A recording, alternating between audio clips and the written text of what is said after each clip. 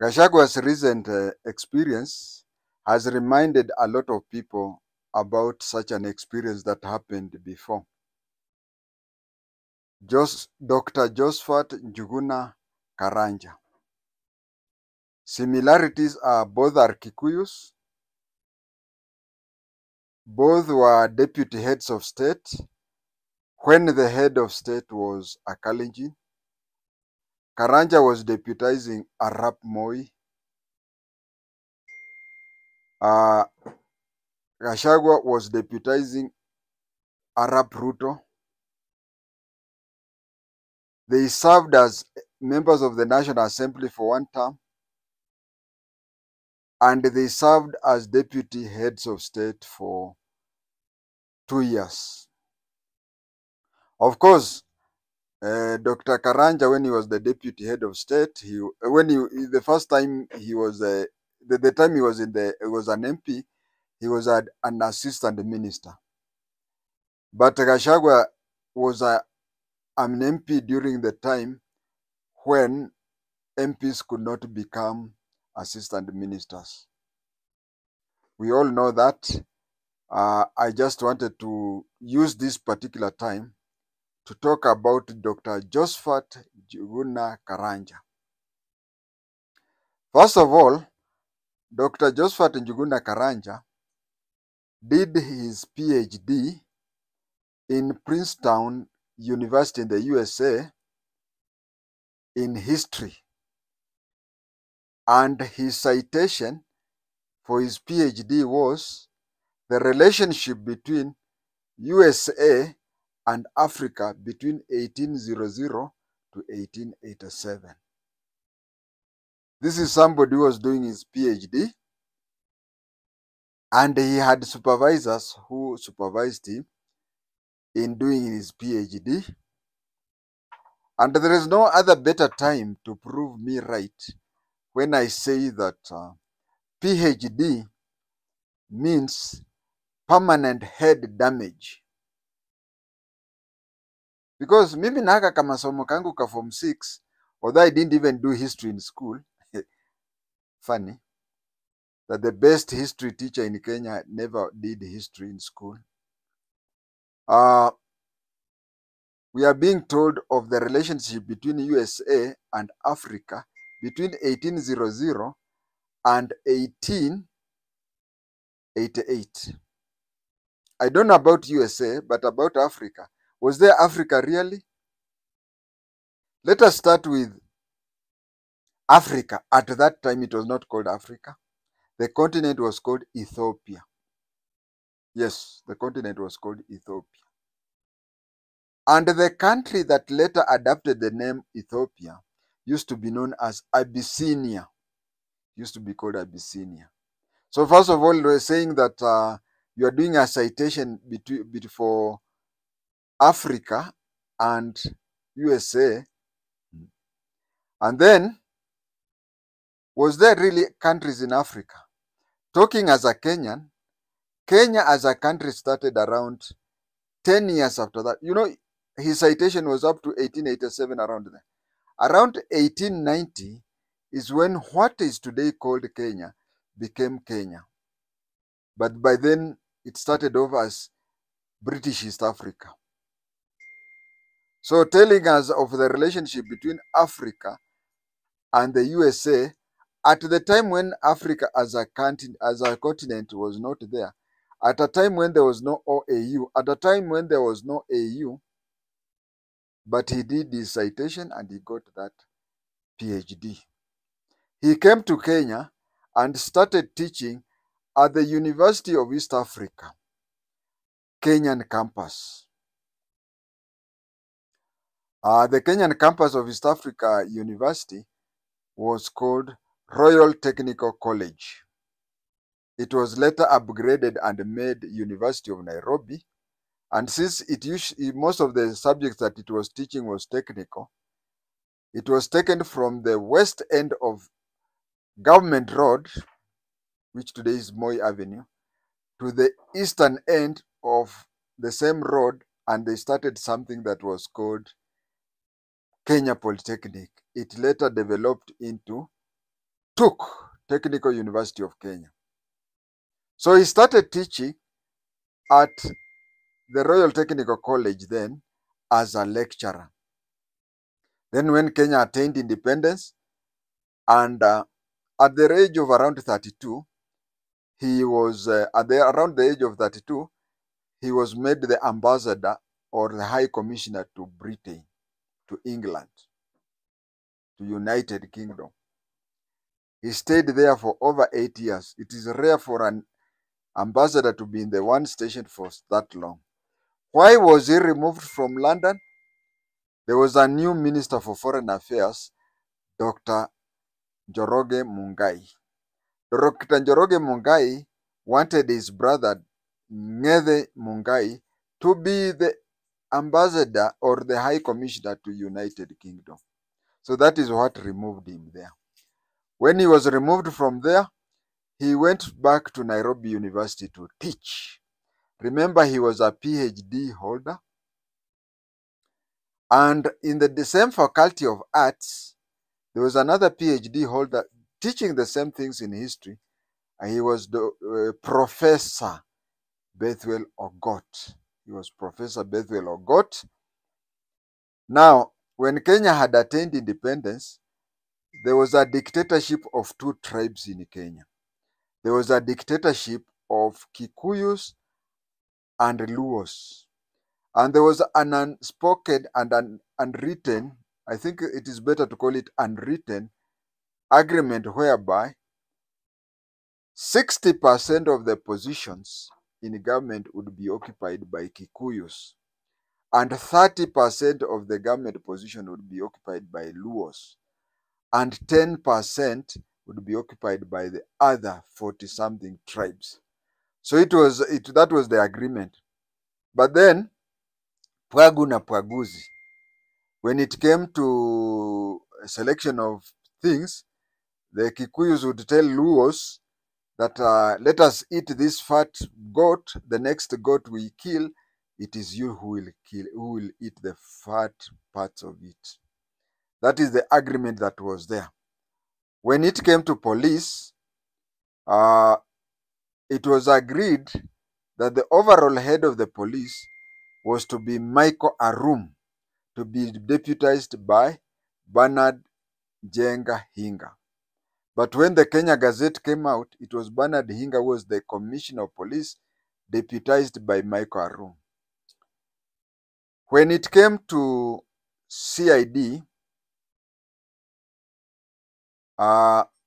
it was agreed that a Luo by the name Cleophas Okoko was to be the director of CID, to be deputized by a Kikuyu from Nyeri. I'll remember the name as we talk. Who was to be the deputy director. But when the Kenya Gazette notice came out, it was the Kikuyu from Nyeri who was the director of CID, and Cleophas Okoko was to be the deputy of him. Cleophas Peter Okoko. I think that is the name.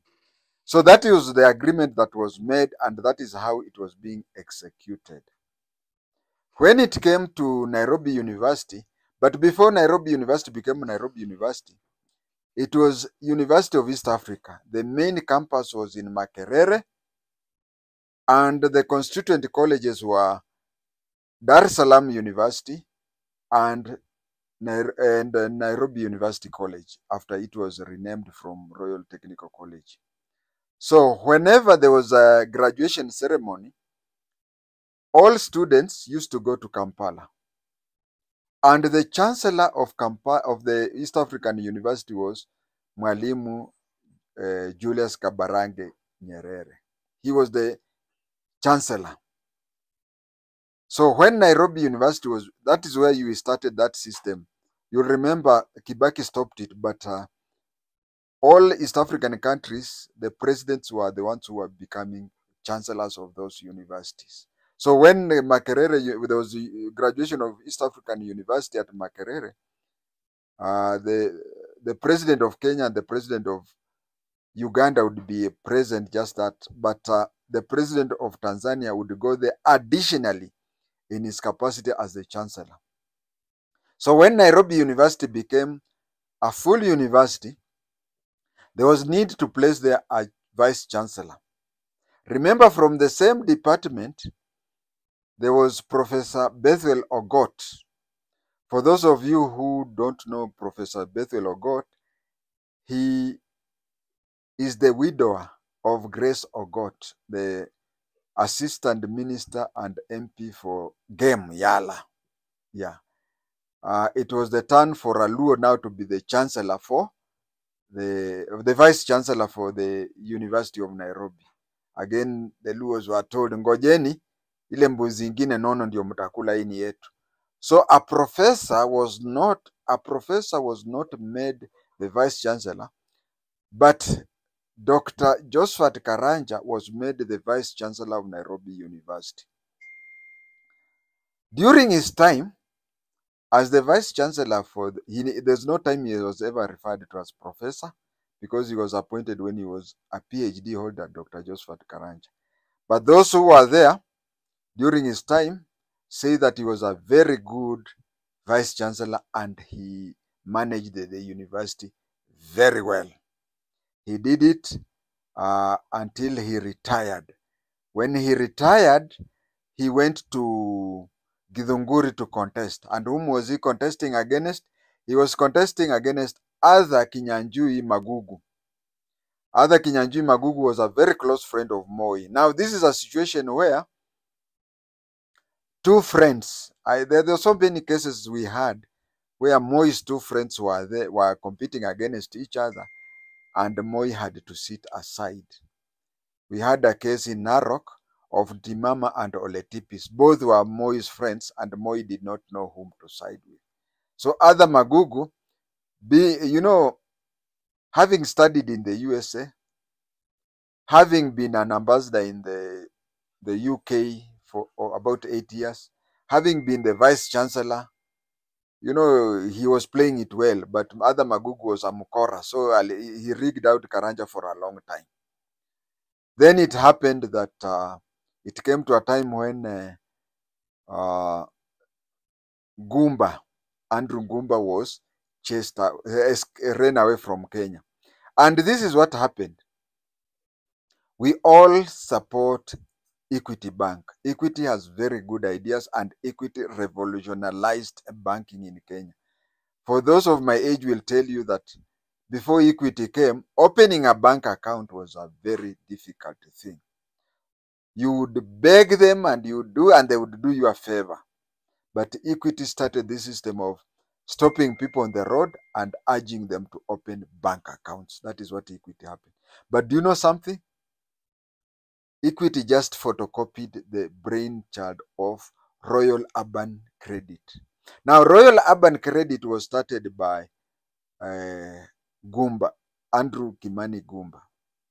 But Moi reached a place and said, if this person is empowering peasants, remember he was representing those Mathare area poor people, and the people are becoming rich and whatever. Moi felt that if things continue that way, Gumba will be so popular that he will overthrow Moi. So Moi deliberately entered in the issue of Royal Urban Credit Finance na akaimaliza. So that one necessitated for Gumba to run away to Scandinavian countries. So when Gumba ran to Scandinavian countries, there was a vacancy in Mathare constituency. Remember, Mathare constituency was very big. Mathare at one time in 1979, when it was being represented by Munyo Oyaki, Nairobi had a population of 500,000 people. But those people who were staying in Mathare were 300,000, which means 60% of the Nairobi population were represented by one MP.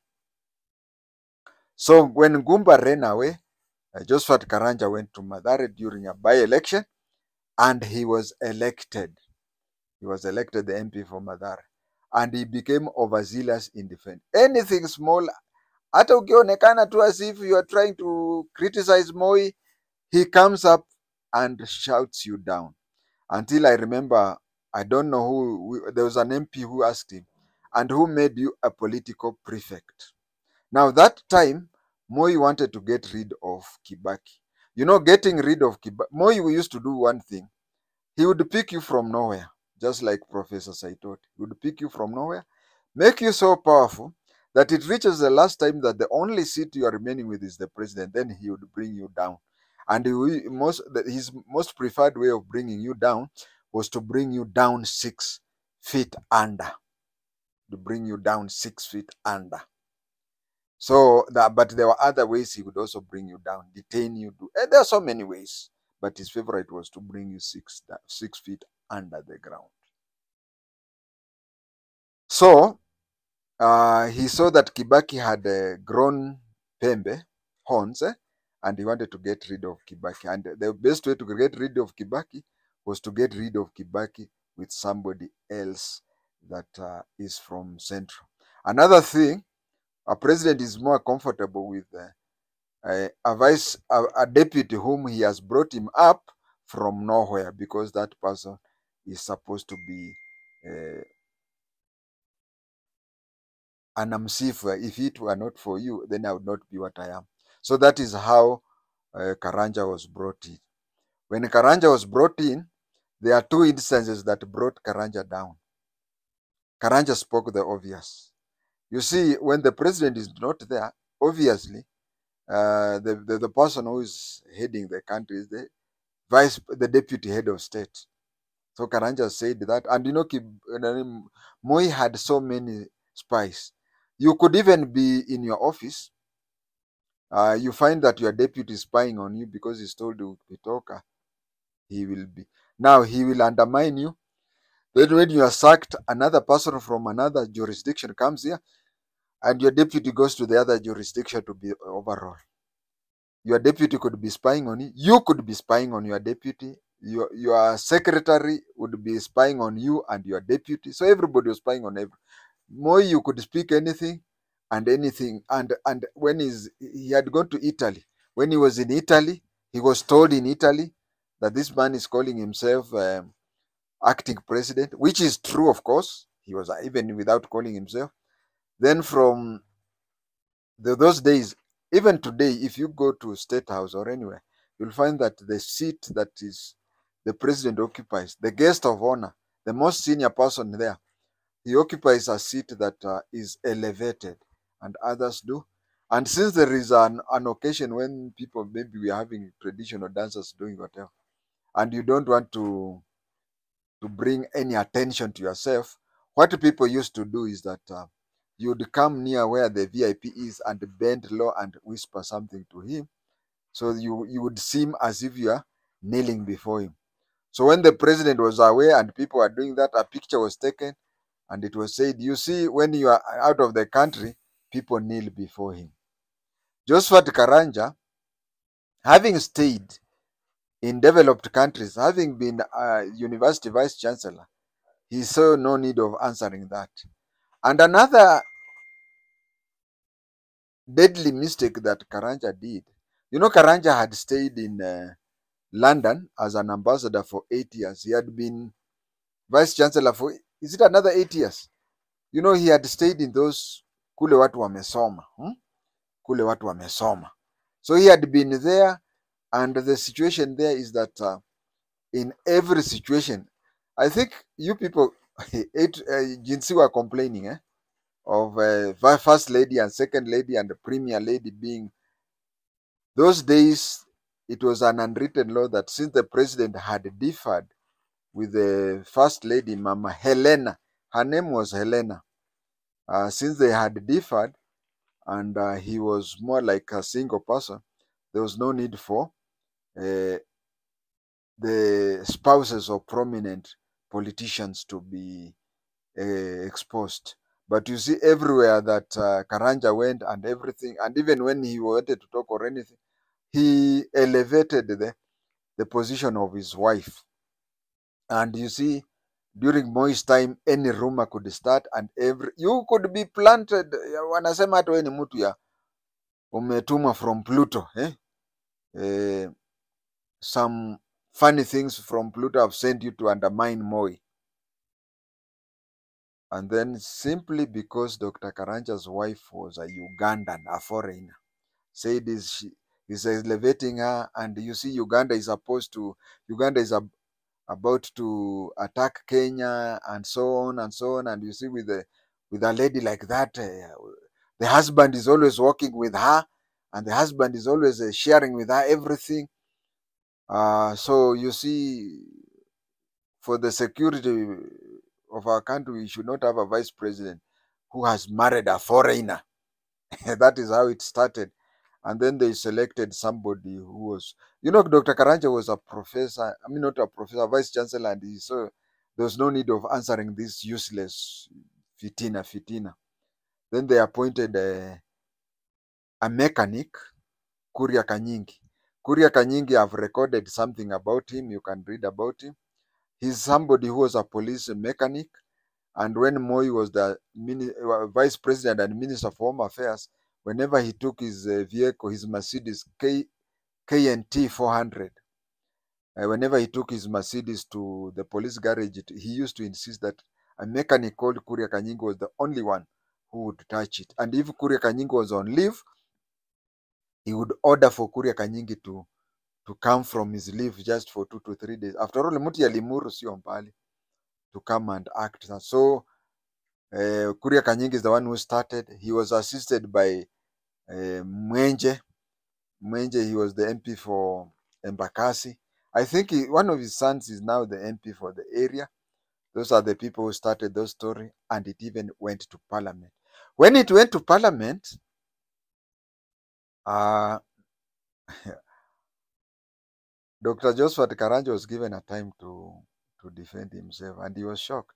You see, intellectual people, they say the intellectual people are the people who study a lot about nothing. At the end of the day, they know nothing about a lot of everything, and then they are given PhD, permanent head damage. Intellectuals want to reason. Sasa hii vitu ya fitina au sijui nini, mtu anasema sijui at when the president is not there is that. Sasa isn't that obvious? Sasa why should we? But the advantage that Dr. Josephat Karanja had over Mufiala Rigiji is that he knew when to, just like the gambler, we are told, the gambler know when to walk away. He knew when to walk away, and he resigned. When he resigned, he went and joined the multi-party people. When a multi-party came, anybody associated with Moi, especially from Murima, anybody from Murima was associated with Moi could not go back. And since he was associated with being anti-Moi, he joined for Dasili and contested Githunguri, and he won, and he went back as a backbencher. That is the thing that Mufiala Rigiji did not learn. He should have learned that, because right now some people are saying that Rigiji after 10 years he can be offered a public work. But if it is after 10 years, how old will he be? Rigiji is in his 60s, so he'll be in 70s. Now, do you want to tell me that in the 70-year-old he'll contest for MCA? That is where Rigiji made a mistake. He did not resign at the appropriate time. He should have studied. He was busy studying Ruto. He would have studied Dr. Karanja, because Dr. Karanja resigned and contested the Githunguri seat and won. That, ladies and gentlemen, is that one for today. Thank you.